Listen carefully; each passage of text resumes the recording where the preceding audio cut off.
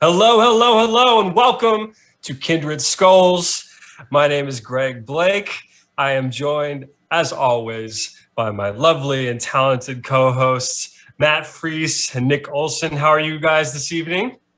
Greg, I love how you say I'm joined as always, but we're not always joined with you. It's like, it's technically true that joined as always with Nick and Matt. So I have that. You know what I have? I have that. What's that syndrome called? Where you're the lead character in the story, and everyone around you is. I mean, it's just you're the protagonist of the universe, Greg. And, yeah, exactly. The world Everything revolves centers around me. If I'm not here, the show does not happen. That's Welcome a good point, to our next installment of the Gregg Blake Show. Guests featuring Gregg Blake. The Gregg Blake Show. That's not a bad idea. No, I'm just kidding. It's at this point it's really just a habit really to announce you guys that way, and I'm always happy to see you, and we had a really good result this week. Good result. Detroit Lions. Yeah, it was a good result. It was a little bit of a squeaker, but the Vikings end up victorious against the Detroit Lions. A tougher out than a lot of people expected this year, I think, except for maybe me. But no, I'm just kidding. But it was a really interesting game. There was a lot of ups, a lot of downs, and we're going to go over some of that here with our listeners here tonight. So, guys, why don't we dive right in? Let's talk about the first half of the game. Let's talk a little bit about what appeared to be offensive struggles. I mean, certainly watching the game myself, that is what it looked like to me. So I'm curious, as you guys kind of dove through the tape this week, what was your impression of the offensive side of the ball in the first half of the game this week? And Nick, why don't we start with you? Lead us off here. What did you think? So the Lions clearly came into this game daring. They were said, we're going to double Justin Jefferson and we're going to dare the rest of the team to beat us. And ultimately, that's what happened. It didn't. I pointed that out initially, like they're doubling Justin Jefferson, so it's going to be on Adam Thielen and KJ Osborne to try and win this game. And of course, eventually, it took a while. It was a bit of a battle, but eventually KJ Osborne caught that game winner. All he does is catch game-winning touchdowns on the corner route against that cover one look. So yeah, the Lions, I mean, we knew going in, this is the Lions' identity on defense. They don't have a lot of horses, but they're going to run cover one anyway. Cover one is usually it's man across the board with one safety over the top. And you usually only do it when you have like really good cornerbacks. And the Lions are like, we don't have really good cornerbacks, but we're going to do it anyway. Okudah, I was going to say, they might have one really good corner. I don't know if Okudah's. Here's the thing: like the Lions, I don't know if their cornerbacks are good, but what they were is very, very grabby and very aggressive in press coverage. Or number 24, got like flagged 6 times for all variety of pass interference, holding, and illegal contact downfield. And honestly, they probably could have called it like at least twice as many times. Like it was pretty much every single. So that was the game plan on the Lions in the passing game is. Double Justin Jefferson and take everything away. And they succeeded. They limited Jefferson to, I think, 2 catches, 12 yards, but everybody else was able to sort of get things going. I was also really impressed by the offensive line. I think this was by far the most impressive game from the offensive line. Obviously, the Lions do not have, the kinds of studs that some of the other defensive lines in the NFL have right now. But Darrisaw his best game yet as approach. He wasn't just like, especially in pass protection, he wasn't just like stalemating. He was dominating. Like he was left one-on-one on an island, and it was like he could have, done hopscotch or whatever in the bed. Like Kirk Cousins had he would not just like survive for 3 seconds. He would like lock his man out, like snatch trap, catch him, ride him around the arc, just shove him out of the way. He wasn't just stalemating. He was dominant. So that was great to see. Ingram had a couple struggles, but like overall, like the pass protection was good and the run blocking was really good too, which opened up some things for the running backs. So that was, I'm still waiting to see like a big explosive from Dalvin Cook or Alexander Madison. They've come like really close a lot of times. So I feel like we're probably going to see them bust out like a 40-yarder one of these days. But run game was good. They still struggled to, I think initially out of the gate, they struggled to kind of understand that the Lions were going to just try and sell out to stop Jefferson. Cousins had a couple inaccuracies, but overall, they were eventually able to put things together and come back twice because they came back from down 14-0, then they came back from down 24-14 and were able to pull away the win. So yeah, and we'll touch on as a fan, it was not a lot of fun because you were clawing back the whole time, but they squeaked out with the win eventually. So and we'll definitely dive. Yeah, and we'll definitely dive a little bit more into that comeback in a minute here. I totally agree. The feeling of watching the team this year is one where you realize after the end of like the first half or the second half or whatever, you realize you hadn't really thought about the offensive line much in this game. And to me, that's always my like litmus test for whether you're doing okay there or not. Like, I don't really think about them that much this year. And that's exciting because it's the first time in maybe 6 years that I can say that. And it's nice to see, especially Darisaw turning a leaf there.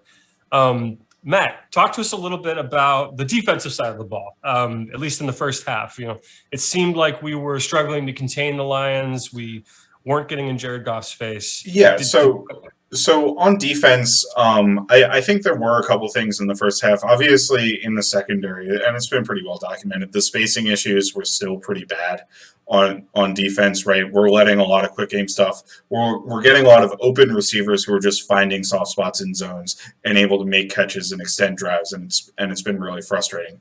Obviously, the Lions went for it a ton on fourth down. We played a lot of man in those situations, and twice they had guys running away from our coverage defenders. One time was Chandon Sullivan at Amon-Ra St. Brown. One that went for like 30 yards was Chandon Sullivan in man coverage. And the other time, I think it was a wide receiver on Eric Kendricks. Josh Reynolds against Eric Kendricks, I think, got, a 10-yard gain or something on fourth down, converting a fourth down. That's first of all, that's a really tough ask for Eric Kendricks on that play. But second of all, I don't know if we have the defenders, this team speed on defense to be able to carry guys across the field at man. And that's a big concern if we want to run any man at all, because, crossers are a pretty good man beater in general, especially if you don't have speed. The run game, honestly, I think the run defense is great, especially considering how schematically we're approaching it. So obviously with those two high safeties, and we played a bit more cover 3 in this game, as Nick mentioned a bit earlier, but with those two high safeties, you're a man down in the box, and we've done a really good job, I think, but particularly Tomlinson and Phillips have done a really good job of making up for that with the way they're playing, two-gapping, splitting double teams, playing that man and a half, and the linebackers are filling very nicely. There are going to be one or two runs where the other team gets like a pretty solid run against you, and you saw that in this game as well. I mean, the one fourth down run, where Jamal Williams got like 6 yards or something on that. I can't remember if that was in the first or second half. Was pretty good, but then we also stopped them on a fourth down run, right? So I think the trade-off there was pretty good, especially if it helps you in coverage. The problem is it hasn't helped us in coverage so far because our coverage has been pretty abysmal, I would say, through at least the past 2 games, right? The Packers game is a bit of an asterisk just due to their lack of wide receiver talent in that game, I feel. Absolutely. Yeah, it definitely was a little nerve-wracking there in the first half. There was a point in the game where it felt like we were on the brink of just getting spanked, straight up. They came out of the gates firing. Like it was a heavy play action shot designed offense. They came out of the game with like 3 play action shots, and one was dagger, where there's like the number 2, the slot receiver runs vertical and the outside receiver runs sort of a basic or a square in or a dig across the field. And Patrick Peterson got caught on that one, and there wasn't anybody in the zone underneath to help him there. Yep. And then they come back. And it was interesting, everybody thinks of like Ed Donatel as like, oh, the shell defense, he's running the same defense every single time. But we were coming out, we were actually running like a lot of like rotating down to cover 3 or cover 9, which is weak rotated cover 3 in Fangio speak. So it was a lot of like middle of the field close type coverages, single high safety type stuff. But people like assume it's always the same. So anyway, we're mixing things up, and I feel like they came out of the gate a little bit like rotating a safety down out of respect for this Lions running attack. And I feel like they eventually learned that we have the horses, I think, to stop the run attack up front, even if outgapped. We're going to dedicate more resources into the secondary. I feel like the defense has struggled, but it's also been really, really good in the second halves. And I feel like we should probably shout out the second half adjustments that O'Connell and Donatel are making, because they've done a really good job limiting things. Even though they kind of, now 2 games in a row, they've gotten down early. They've been able to sort of punch back a little bit defensively as the game went on. Let's get And last week in Philadelphia, they weren't able to offensively put things together. But this game they were. Yeah, so, let's get right down to it. Let's talk about the second half. That's the great thing about football, is even if you're getting spanked in the first half, you can go into the locker room, you can talk about what they're doing. Everybody's yelling at each other. It's this exhilarating 15-minute period of time, and you come back out and you make adjustments. And like you said, that's something we did really strongly. Even though we lost the game, I think in week 2, but let's talk about that a little bit. Talk about the adjustments, Nick. Keep it going. What did you see? Yeah, how did we shorten? I think the plan was a lot of respect for this rushing attack, DeAndre Swift, Jamal Williams, and the Lions have one of the best offensive lines in the NFL. And I think they played really well. Like Penei Sewell, I think this is a game where, like, okay, Sewell has really arrived as like an elite right tackle, because he and Hunter, like, that was a battle. Like Hunter won some reps too, but also like Sewell looked like, if you're asking me who played better, Lane Johnson, who's arguably the best right tackle in the league, or Sewell. I think Sewell had the better game. It's funny now that I think about it. Next week we're going to Ramchick, so those are your 3 right tackles along with Brian O'Neill. So row for Danielle Hunter. But other than that, that whole offensive line is good. Granted, they're a little banged up, but Ragnow was in there. He was back. He was healthy. So across the board, really good offensive line. So I think they started out rotating that safety down. They want to, as much as they can, show the same 2 high look every time, so that especially with a quarterback like Jared Goff, if you can disguise things just a little bit more, make him do a little bit more post-snap processing, that's always going to be an advantage for the defense. It's a way to, like, steal back, use a chess term, it's a way to steal back a tempo in the defensive game. Usually on defense, you're playing passively, but it's a way for defenses to attack with their coverages. So that's why they do it. As much as people attack it as like this passive, samey shell defense. So they started with rotating the weak safety down a lot, but then as they realized, like, they had the horses to stop the run game, they need to worry a little bit more. Okay, they're going to attack us so much with this play action passing game. They're gonna hit us with those basics running across the middle of the field.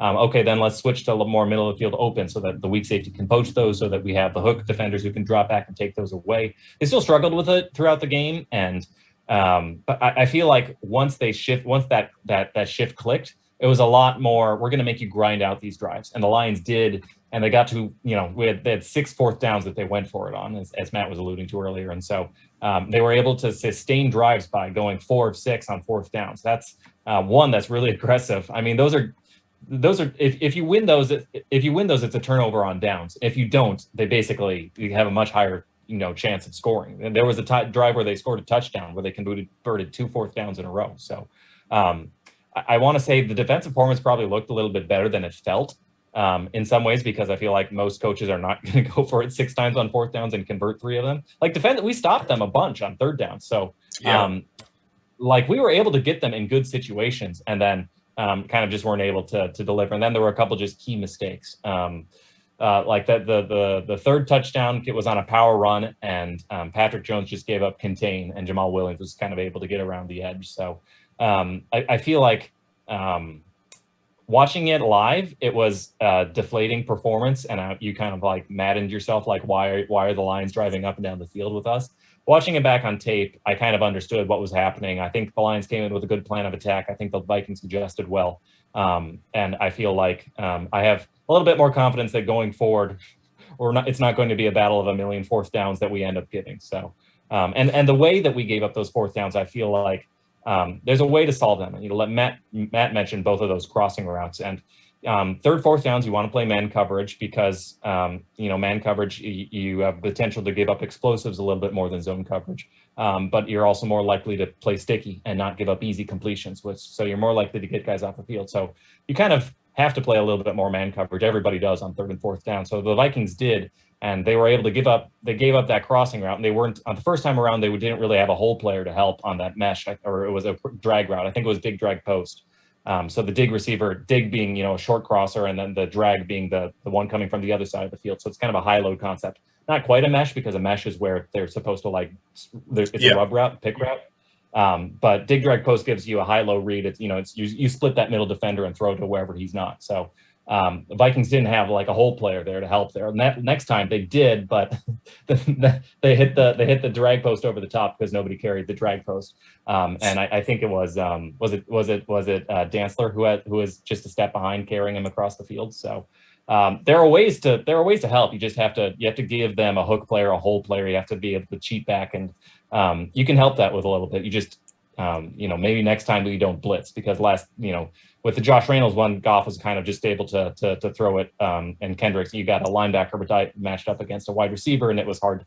That's a matchup that's hard to win. So there are ways to solve it. So I'm not as concerned about it going forward. And I feel like looking at the way some of these defenders play, looking at how Harrison Phillips, Dalvin Tomlinson were able to sort of eat up double teams from a very good Lions offensive line, the way that we were able to fit the run from too high, the way that the coverage was kind of able to put things together in as the game went on. I feel this defense isn't good. It's funny, like I don't feel like this defense is very good, but I also feel like, or it hasn't been very good. The results haven't been very good, but I'm probably a little more bullish on this defense, having watched it and figured out what's been going wrong.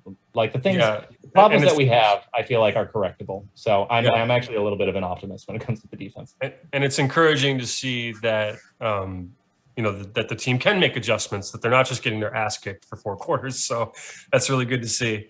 Yeah, so one quick thing I want to add there is on the 3rd and 4th downs, I guess I am a little bit more concerned than Nick is moving forward, simply because the range that the Lions were in going for those 4th downs is the optimal range probably to go to 4th downs.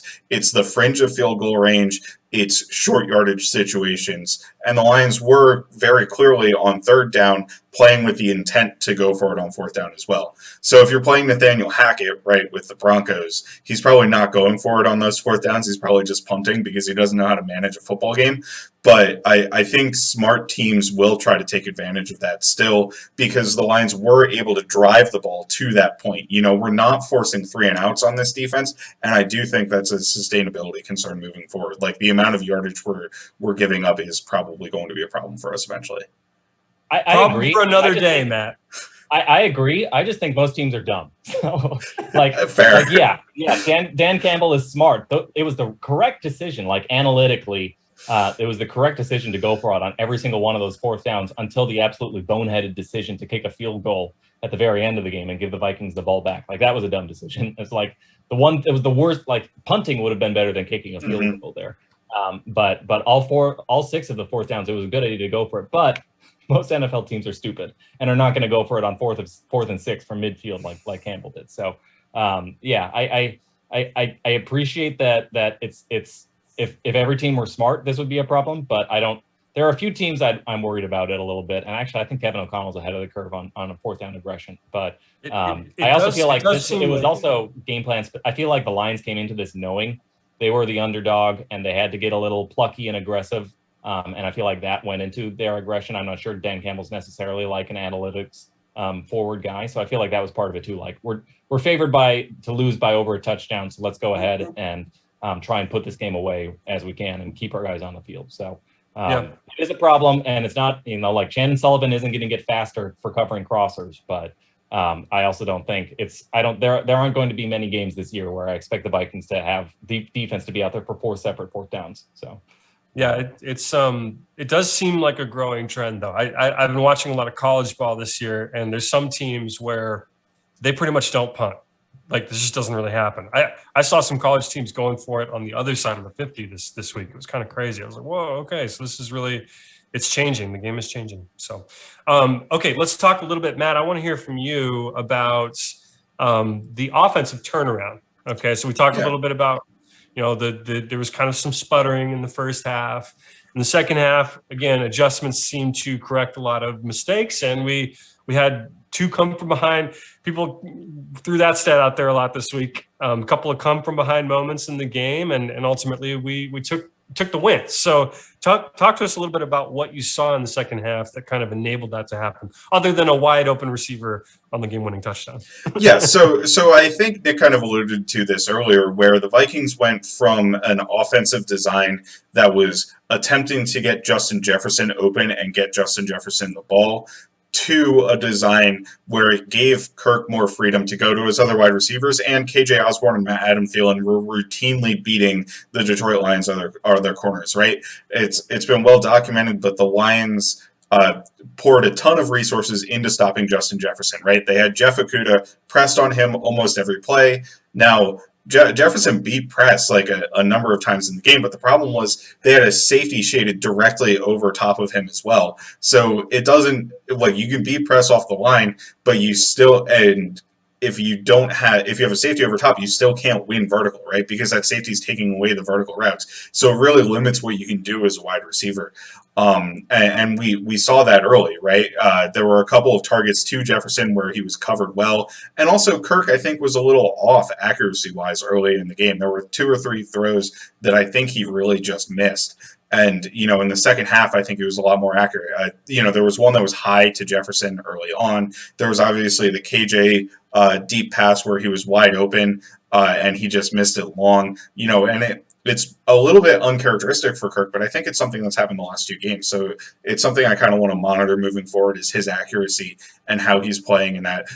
Because the one thing we did not have a question about Kirk Cousins coming into the season, the one thing that we very clearly knew he was good at is he puts the ball where he intends to put the ball. He's a very accurate quarterback typically, and we haven't seen that so far. I think the run game was good in the second half, but I think it was also good in the first half. Ultimately, I think what happened in the second half is the Lions just have better players, or the Vikings just have better players than the Lions do.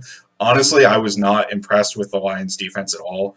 The only 2 NFL caliber players I see on that team, the only 2 guys who I think should be starting right now are Anzalone, who I actually think had a pretty good game as a linebacker, and Jeff Okudah. Everybody else stinks, in my opinion, including Aiden Hutchinson, who got absolutely swallowed up by our tight ends. He was awful.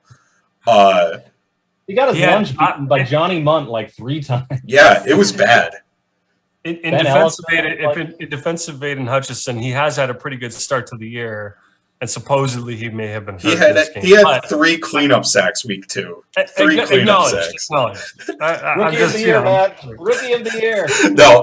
Anyway, just one other thing to shout out the offensive line. The Lions were blitzing a ton in the second half, and we had a good protection plan to pick that up. It was a lot of the Zimmer blitzes, right? It's a lot of 7 guys on the line of scrimmage, double A gap mug, that sort of thing. There were a couple times where they got pressure. But for the most part, the Vikings offensive line did a really good job of picking it up. Ed Ingram is still a little bit of a weak point on this offensive line. He got beat a couple times with quickness. Everybody else was pretty much a clean sheet in pass protection. It was kind of crazy. I really didn't see other guys get beat. And that includes Garrett Bradbury, who, we've had tons of questions about in pass protection. So it was pretty impressive from the offensive line as well in that second half to keep Kirk clean and give him the time to get the ball down the field. We're living in a bizarro version of the Vikings where the offensive line is pulling, is allowing Kirk Cousins. It's winning games while Kirk Cousins and the wide receivers drag them down. It's not what we expected going into this year. But no, it's not. And maybe we'll see all of that gel together pretty soon here.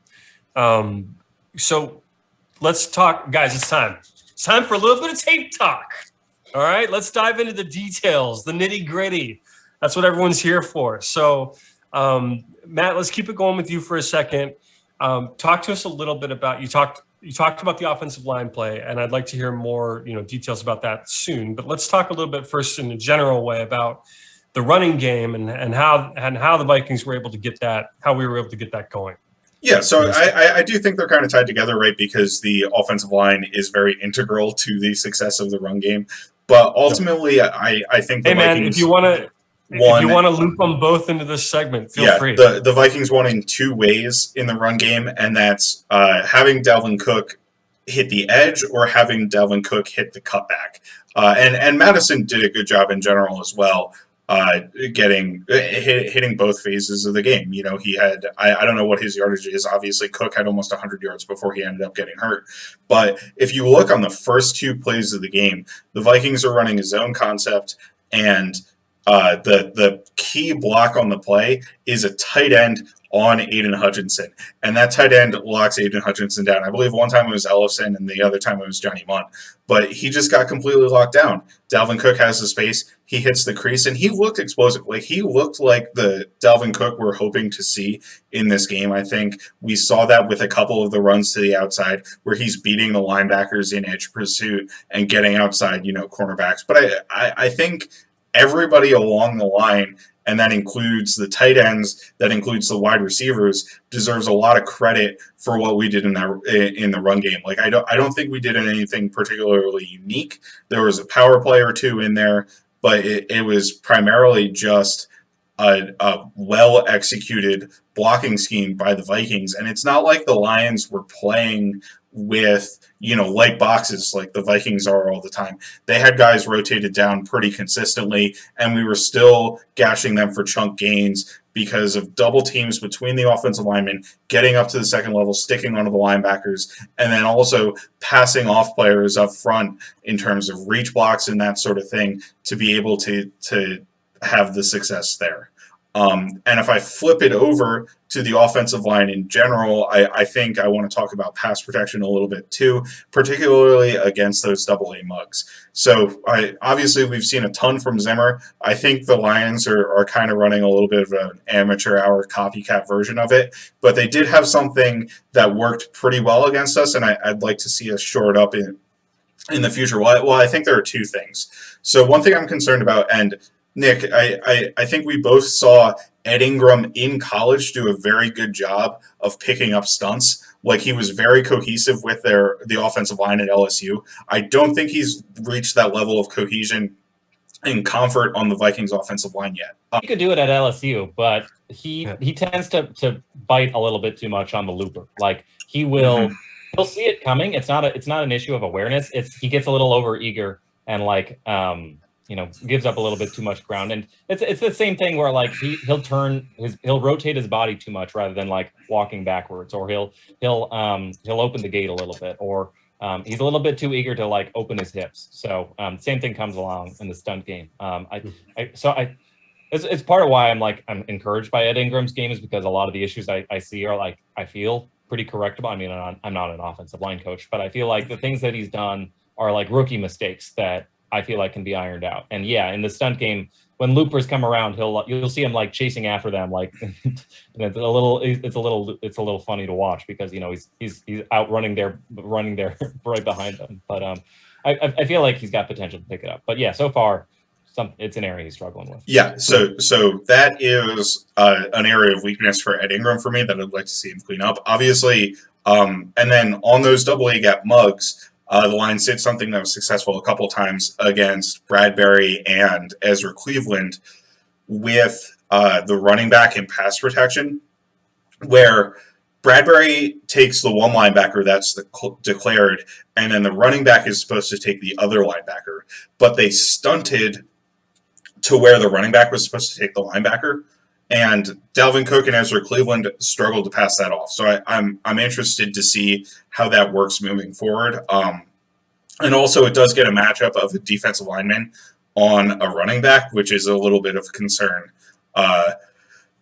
Just in general for an offense, like, you'd rather have your running backs on linebackers than your offensive linemen on defensive linemen. So I'm interested to see how they clean that up moving forward. But that was the main source of pressure coming against the Vikings. Outside of that, I think the offensive line did a great job picking it up. Like Nick said, Christian Darrisaw was fantastic, both getting movement in the run game and completely stonewalling people in pass protection. It was a really promising game from him, I think. It's really great to see all these pieces that we've thrown so much crap at the wall on offensive line for so many years. It's nice to see some of these swings, even though they're not Quezzy's guys, but it's nice to see it coming together on the offensive line.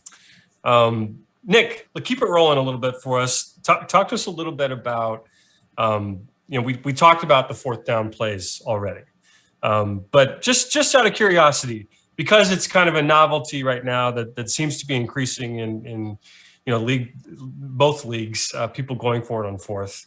What did you see from the Lions? Like, what are they doing to be so effective on fourth down? I think part of it is they know their identity and they know the strengths and weaknesses of their offense. Like I said, I have a lot of respect for that coaching offense. So I think part of them going for it so much on fourth downs is they are a team built to win in short yardage. I mean, you look at those offensive linemen and those running backs, and they're built to beat you when they want to. And I think this is what part was of why that stat from this week? It was like 4.6 yards before anyone even touches them. Yeah, they're averaging more average yards of yards before contact than anybody else in the league. And part of that is they scheme up really good run game. They have a very diverse run. They throw everything at you. And one of their, I'll get to it in a second, but one of their run designs was I think a big reason why they succeeded. So they throw everything at you, but also they're just excellent at executing it. You know, they got really good offensive linemen there. So and so when you have a really good, when you have like Tom Brady and it's 4th and inches, you're going to go for more QB sneaks because that's like he's just really good at it. So it's the same thing, you know, if you have, an incredible fullback or whatever, and a great offensive line, you're going to go for it more. And so there were a couple 4th and short situations where they converted. I think the first 4th down was a 4th and 1.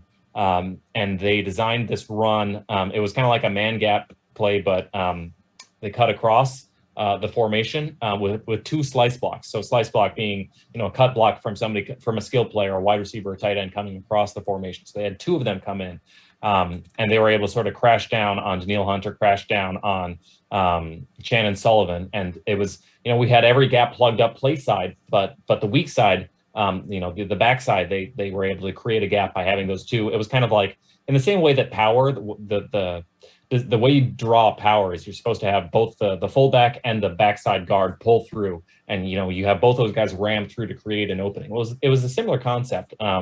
So you had the 2 like slice blocks come in and create, and they were just able to, even though like Dalvin Tomlinson is able to take on double teams, even though Harrison Phillips is able to take on double teams, even though like Zadarius Smith, Danielle Hunter, like you trust them, but do you trust TJ Hawkinson, Shannon Sullivan versus TJ Hawkinson? That's a little bit more dicey. So.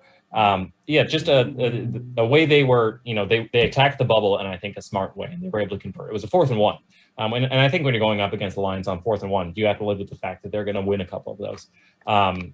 The next one I think was, the next one I think was the Eric Kendricks stop, which is one of the best plays I've seen from Eric. Kendricks has had 2 like elite, nobody else in the NFL can do this type plays. The first one was that, pressing Bob Tunyon, trailing him up the field on the seam route, and then deflecting it for the pass breakup on 4th down against the Packers. This week it was 4th and 2. They were right at midfield.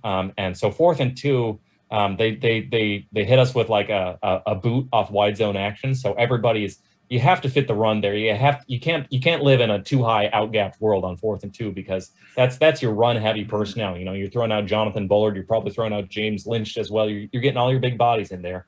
So everybody has to think run, and Eric Kendricks is tasked with basically being the backside like cleanup player to catch the cutback lane in case DeAndre Swift works back across the formation. But instead, Lions have this play design where it's designed to go to TJ Hawkinson, who blocks down on Eric Kendricks and then releases back the opposite way into the flat like a whip route.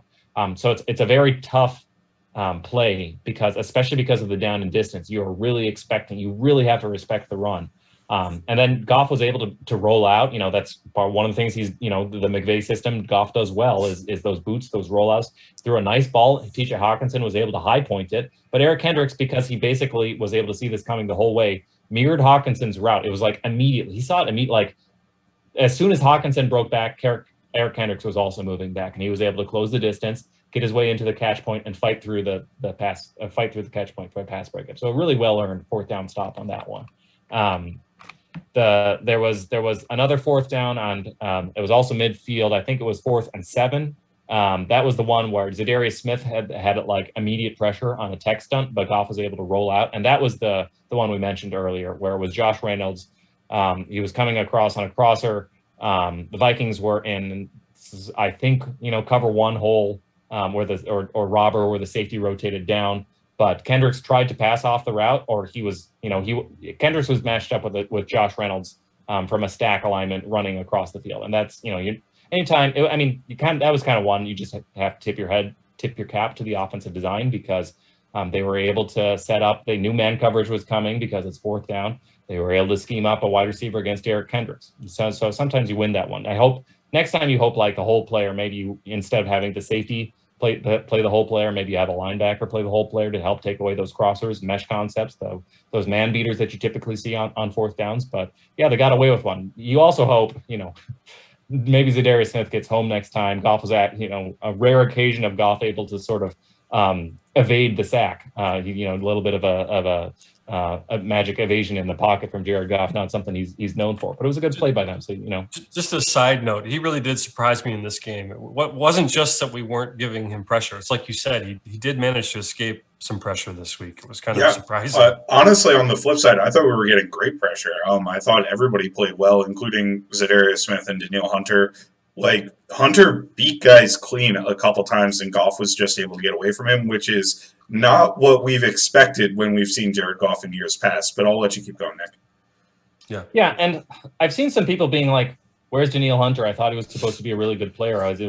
Yeah, he is. He's just been going up against, like, really good tackles. And, like, same thing with Zadarius Smith. Like, Zadarius Smith has not been going up against, Penei Sewell and Lane Johnson. He's been usually schemed up a lot, especially on passing downs against, like, interior offensive linemen, because that's his game.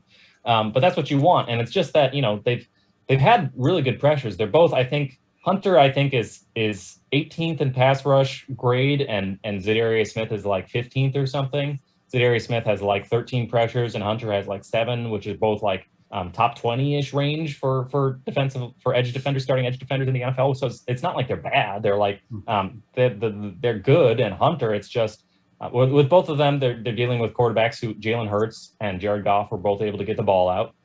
So it was kind of they had a lot of pass rush wins, but they weren't able to necessarily get home. I think that'll change. Some quarterbacks hold on to the ball a lot and take sacks. We're going to have 2 games against Justin Fields this year, where we'll probably have some of those, like the DJ Wan type sacks, whereas, Justin Fields decides to hold on to the ball for 5 seconds on a screen call. Like, not some quarterbacks are smarter than that. So, I'm not worried at all about the edge rushers. The results will come. I think we're all pretty confident that those are the 2 guys that we're not really that worried about on defense. I'll wrap up quickly on the fourth downs. There was one other conversion they had, which was the big drag post. I already explained that. That one came a little bit later on in the game, and they had whole players to cover the drag, but they didn't have somebody to cover the one over the top. So I think it was Dantzler thought he might have had inside help, or he didn't. He gave up kind of the inside release, and then from there, anytime you're running away from somebody, you've already established leverage. It's a pretty easy pitch and catch. So. You kind of Dantzler needs to play that a little bit better, and they probably need to be aware of just you can't give up those easy crossers across the middle of the field, and hopefully defenders need to play that better so they can take those away, have people lying in wait so that you don't give up those easy completions on the middle, on the drag routes, the mesh routes, the crossing routes. So the last one was the run. It was another short yardage run. That we just plugged up really, really well. It was the last one that got the Vikings the ball back at the very end of the game. It was a 4th and 1, and the Jamal Williams, was able to sort of bounce it outside after everything was clogged up inside. And they were kind of just able to. I forget exactly who made the tackle. It was Hunter primary on the attack. He was able to knock the tight end back and get off for the tackle, and then Kendricks and Patrick Peterson came in and helped as well. And it was great by Kendricks, too, because the run action was zoned to the left, and Williams cut back immediately to the right. So, he read that play instantly and was able to get over there and help get him on the tackle. There was a lane there. One thing that I've really come to appreciate watching this Vikings run defense, and especially, watching the career of Eric Kendricks and him vacillating between people thinking he's the best linebacker in the NFL and people thinking, like, he's a good undersized pass defender and below average run defender, is like, when you keep Eric Kendricks clean, like, that's the key, man. Like, when you have those guys like Michael Pierce or Linval Joseph who can, or Harrison Phillips or Dalvin Tomlinson are really good at it too, who can eat up double teams and prevent that other offensive lineman from releasing upfield and getting a hand on Kendricks. Like, that's when you start to see really high level run plays, because Kendricks is really good at sniffing things out, knowing where the ball is going, being able to even like 2-gap, be responsible for multiple gaps just by being aware that, like, depending on where the running back goes, I have to be responsible to fall back into this lane too. But if you allow, like, a center a free release, and this was one thing that they got gashed on, is if you allow that center to free release up, Kendricks is not going to be able to sort of wiggle his way around like that. That's a matchup that the offensive line is going to win, like an offensive lineman against the linebacker, especially an undersized one like Kendricks. So it's made me appreciate and also feel, and it's another way in which like maybe the results weren't necessarily incredible, but like I respect this opposing rushing attack, and two, I think the schematic foundation is really sound and they've got really good players. So that fourth down was another example of Kendricks like immediately reading the run. And because of how good the guys were up front, being able to flow immediately to the ball, and you saw a lot of purple jerseys right there at the catch at the attack point. It was a good bounce back by Williams. It was a nice read. There was grass there, but everybody was able to immediately fly to the ball and prevent him from picking up any extra yardage after contact. So a good stop. Overall, 4 for 6, and I think they have to go back to the drawing board and learn how to defend those man beaters. But for the most part, you saw some really good things too from Kendricks on the stop, from the team in the run defense stops. So. Yep, absolutely. We're learning more and more about this team every week, and I think the pieces are there. And they have one thing I'll say for this team: they have an identity. There have been Vikings teams that you don't know what they're trying to be good at, what they're supposed to be. The John DeFilippo offense was like, what are you even putting out here? It's just like an amalgamation of concepts that you copied from 32 different playbooks. But this, the Donatel defense has an identity. It runs more too high pre-snap than anybody else, but it also rotates every single time. It runs, about as much middle of field closed as middle of field open. So it does a lot of different things. And offensively, we're a mid-zone based run game that wants to attack people down the field, but we're also going to sprinkle in a couple other fun spread concepts, shotgun concepts as well. So you want to have an identity. You want to be different. You don't want to be a copycat. You don't want to be trying to imitate somebody else's success. So that is encouraging to me from at least a scheme perspective, that if the Vikings are going to win or lose, they're going to do it on their own terms with their own thing. And those are the types of teams that, it's when teams win Super Bowls, they usually have their own unique identity. They're usually it's not a copycat team that wins the Super Bowls. It's the teams that want to be the last year's Super Bowl team that is the copycat team. So if nothing else, I'm happy that the Vikings are, they're doing something that's different. And even though it's a McVay clone, it's a Fangio clone, they're also different. Like Donatel's Fangio version is different than like Brandon Staley's, and is different from some of the other like Fangio imitators out there. So same thing with Kevin O'Connell. Like we've seen him evolve. This is not a McVay offense. This has got a lot of the other different concepts. So that much I think it's not necessarily good in and of itself to be weird, to be different, but I think it increases your likelihood of being really good or really bad. So that's a trade-off I'll take. Yeah. I like the upside there. And one thing I will say on the offense that I like about it is a high density of shot plays, or at least there's a vertical option on almost every play we're calling. There's none of this like all curls or like, some offenses, and last year we kind of got into it in quick game with like Dragon Lion and some of the other quick game short concepts where it's all quick game, and if teams are keying on that on early downs where you're trying to get ahead of the chains or something, they shut it down. Now all of a sudden you're behind the chains. The Vikings at least prevent people from doing that, so hopefully the underneath options will open up eventually. Yeah, absolutely. Good stuff, guys. So we've got 3 games, in the rearview mirror. We've seen a lot of positives. We've seen a lot of negatives. The reality is we're 2-1, and we're headed to London for a big matchup with not a divisional rival, but certainly a rival. None of us have any fondness for this team. We're about to face off against the New Orleans Saints in London. Let's not spend too much time on the whole, London, when should you show up, etc. The reality is New Orleans went there early. They're there now. We're taping this on a Wednesday night. Vikings are headed to London tonight, I think, actually, tomorrow, or at least tomorrow morning. I think tomorrow night, and they arrive there Friday. Right, okay. So they're not giving themselves a ton of time, and 2 completely different approaches. There's really no hard evidence at all. It's just about what your team wants to do. There are some truths about the London game. If you come out flat, it's unlikely you're going to wake up. That's something I think we've all seen from the London game. It's important to come out strong, and so we'll see how these teams kind of come out. We do have some injuries. I'm just going to blow through real quickly. Some injury concerns. Obviously, Andrew Booth's still out. Dalvin Cook with the shoulder, again, unfortunately, become a chronic issue with one of my favorite players. I got his jersey, my new jersey on tonight. I'm disappointed about that. He may still play, but he'll certainly be playing in a limited fashion, at least physically. CJ Ham, kind of a surprise addition to the did not practice list this morning as of Wednesday, at least. And a little bit of a concerning addition in Zaire Smith. Have you guys heard anything? I know he went out with a knee late in the game. Have you guys heard anything about details about this? I have not. So he played in the rest of the game. So I'm not super concerned about it, although he might be limited in terms of how he performs on the field, right?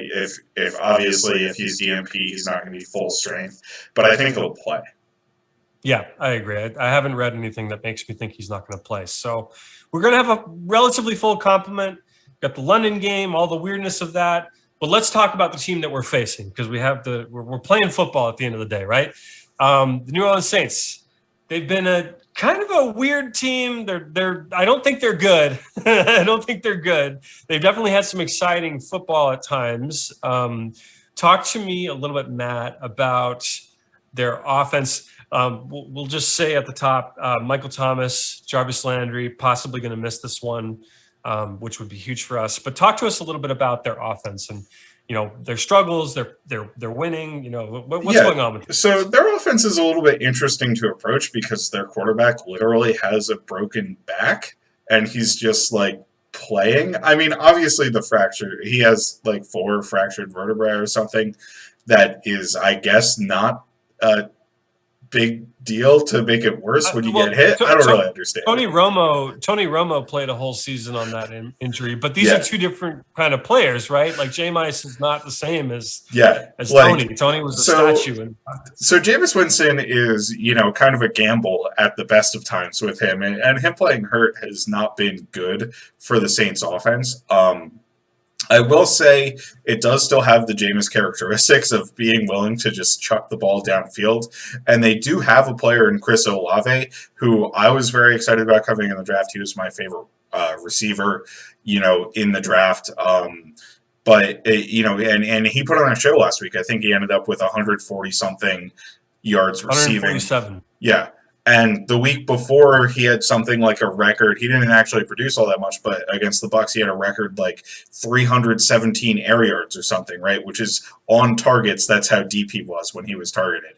So Jameis has obviously shown might be a monster. Yeah. So Jameis has obviously shown the willingness to throw him the ball. The Vikings, it's been pretty well documented, I swear if I hear shell coverage another time on the broadcast without them actually attempting to explain anything about how coverage structures work, I'm just... Matt, how do shell coverage structures work? Well, you see, Greg, the Vikings can run a variety of coverages out of their 2 high shells. But I digress. It's just really frustrating. I might have to mute the commentators if they say that again. Anyway. But so the Saints have a pretty good list of offensive weapons, honestly, with Olave, Landry, and Michael Thomas, and obviously Alvin Kamara out of the backfield. Now, their offensive line is also banged up. Andrews Pete, their starting left guard, it's also worth mentioning Kamara a little banged up as well. Yeah. This team is banged up across the board. They're a lot more banged up than we are heading into this game, even if our injury report is the longest of the season so far. So I think we're going to be able to get home on the offensive line, particularly against the left side of the offensive line. I would try to put overload pressures and stuff on that side because, Ryan Ramczak's a very great right tackle. But with Andrews Pete banged up and they expected Trevor Penning to start at left tackle for them this season, he obviously in preseason got an injury where he's out for the year. So they're on their backup left tackle already. So I'd like to see that. They haven't done a good job of getting Kamara involved so far. If they do a better job of it in this game, we're going to have to tackle well against Alvin Kamara. That's something we've had a little bit of trouble with in the past. I seem to remember a Christmas Day game where tackling Alvin Kamara was optional. That did not happen. That was not a real event. There's no such thing as that game. But yeah, so So they've been pretty disjointed on offense, and I think the offensive line issues and Jameis Winston are the woes for that. Now, the Vikings still need to tighten up their coverage because Jameis is a very risky player, but I think even he can hit wide open windows to open receivers and have them run after the catch, right, to make those completions. I think he can make those decisions. So if we're able to muddy the picture for him a bit more than we've been able to for Jalen Hurts or Jared Goff in the past couple weeks, I think we'll have a successful day on defense. Nick, do you have anything to add to that? I think that's pretty succinct. Yeah, I mean, good weapons. Two really good pieces on the offensive line, and then a bunch of huge question marks. Eric McCoy's the other one, in addition to Bramchick. So, but it's a weak link system. So better to have 5 dudes than 3 studs and 2 Dakota Dozers. So, and then the big question mark that kind of I think will dictate the game is, will Jameis play? Because Jameis he makes a lot of mistakes, but he also makes a lot of incredible. He's like the Brett Favre boneheaded mistakes, but you live with them because he also throws incredible touchdowns and gives your guys chances. He'll throw it into triple coverage and guys will come down with it anyway. So are we more scared of Jameis playing, or are we more scared of Andy Dalton playing? That's what I want to know. What is our preference? I'm more scared of Jameis just because I think so too. I feel like the Vikings on paper are the better team. They are favored to win this game by a few points. So, and it's a London game where I don't really think either team is technically it's a Saints home game, but I don't think either team is given home field advantage by betting markets when it's a London game. So I think the Vikings are the better team. But that said, Jameis gives them more volatility. I think Andy Dalton is a low volatility quarterback. I think he's a fine quarterback. I think he's a bottom tier starting caliber quarterback, but still starting caliber quarterback. So that's a really good backup. So not necessarily a biggest drop off, but I think just because of their styles of plays, Andy Dalton can certainly beat the Vikings. I think we've seen him do it. So, and especially, Dalton's the type of quarterback who is going to be helped out by throwing to really good weapons in Olave coming on and then Michael Thomas being healthy again and Landry still being there too. Landry's a good weapon too. So, and Kamara, if you can match up Kamara on Jordan Hicks, that's going to be money all day. So they have weapons that they can beat you with. So I don't think it's going to be easy, but I do like overall our defense's chances against, especially given the injuries that they've unfortunately been struggling with. Part of the excitement of watching Jameis is that you don't always know what you're going to get. And, there's a chance that he'll come out and he'll have one of those games that he is capable of, which is, 300 plus yards, multiple touchdowns, he's got it in him. So I agree. I definitely would rather see Dalton because I think if you try to dink and dunk against us in London, it's fucking over. Okay. Let's talk a little bit about, the defensive side of the ball for the Saints. Nick, why don't you keep it rolling? Talk to us a little bit about what your impression is of the Saints defense. It's hard to get a handle on this defense because I understand the Saints offense, but I don't know, this defense is I don't know. The offense is it's interesting because it's 28th in EPA, but I feel like they have some good weapons and they're probably a little bit better than that. Whereas the defense, I think, is 8th in EPA per play, but I'm pretty sure they're not as good as that. But they do have some weapons. Cam Jordan is still there, and he's, for a long time, he was the prototypical, power 5 technique, 7 technique pass rusher. But it seems like he's started to drop off. He's on the wrong side of 30. Marcus Davenport, they traded up 2 firsts to get him, and he has been, still a lot of potential there. So I don't know. I mean, they got Marshawn Lattimore, who is, for a long time was the prototypical cornerback 1. He had that incredible rookie season. He's been good. He's been a good caliber cornerback, but cornerback is just a position where it's very hard to sustain success. So they've got some good players. I mean, they signed Tyrann Mathieu, so he's there in the backfield along with Marcus May, who's a solid starting safety. Paulson Adebo, young guy. Bradley Roby in the nickel spot when they're in nickel. Demario Davis, really good linebacker. So they're dudes there, and the entire conceit behind Sean Payton is retiring, we're going to promote Dennis Allen's done some really good things with his defense, but also I feel like this is the ghost of Christmas future where this is when people worry about what are the Vikings doing with their roster by extending Harrison Smith, by extending Adam Thielen. I feel like the Saints is the horror story. You say you don't want to wind up like the Saints where Cam Jordan is 35 and you're paying him however much. And all your good players are over 30, and you've still lost a lot of playmakers. You've lost Marcus Williams. You've lost a lot of the other pieces that kind of made this defense tick. So all that to say, they're good at some things. They're actually the lowest graded team by pass rush grade right now. So that's a good sign for our offensive line. Give them a little bit of an easier matchup. I don't fully believe it because I've seen too many good things from Cam Jordan, but it's true that their interior guys are not good. So this is a team that we can probably run on a little bit and probably buy time for explosives. That said, I think their secondary is actually pretty good. Like maybe you can pick on a Debo or somebody, but like if he or Bradley Roby are your worst cornerback, you're not in the worst position in the world. So I don't know. It's a talented defense and it's a well-coached defense, but I'm not sure if it's a good defense. if that can be squared. I think that's kind of how I would describe the entire Saints experience. I'll admit I haven't watched a lot of Saints this year, but what I've seen, they just seem like an up and down team. Matt, do you have anything to add about the Saints defense? Yeah. So, excuse me here again. I'm losing my voice. You're drinking too much water today, man. I guess. On the Saints defense, I think ultimately it'll be another question of how they want to play Justin Jefferson and how the Vikings are going to respond to that. I mean, my expectation is that they put Marshawn Lattimore on Justin Jefferson, and then we're going to need to rely on our wide receivers beating their second-tier corners in Olson, Debo, and Bradley Roby there. And I think we can do it. Like, from an offensive perspective, I've got, I think that the offense should look to just run plays that are pure progression reads rather than kind of designer plays that are trying to get Justin Jefferson open early in the game. I think that's the issue we've run into both of the last two games where teams have kind of locked down Jefferson on plays that we're expecting him to be open on, and he's the primary read. If we can give Kirk more plays where we use Jefferson as a decoy and then hit those other two receivers like we were in the second half, or the Lions were just committing so many resources to Jefferson that we didn't even really need to use him as a decoy. It's just kind of how they were playing defense in that game. I think we'll be set up for success early on. And then, like Nick said, I think we might be able to have some success running the football. And, running the football, or at least showing that you're willing to, even if we have Alex Madison in there, does help you set up play actions and that sort of thing, right? It helps get the linebackers to bite on some level. I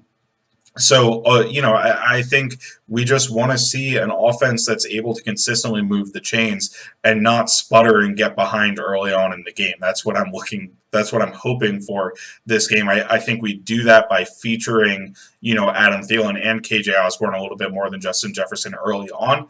And then if they adjust to start, evening out the coverage, right, then we can go back to the designer plays to Justin Jefferson. That's kind of how I'd like to see the order, is hit the secondary guys first, and then when they've kind of given up going after Jefferson, hit them with Justin Jefferson. Totally agree with that, actually, 100%. So, guys, let's really quickly give us your pick. Who do you pick in the London game, Vikings against the Saints? Nick, let's start with you. Who's your pick, just real briefly? I have the Vikings winning this one, but it's going to be a one-score game, I think. Oh, wow. Okay. Matt, how about you?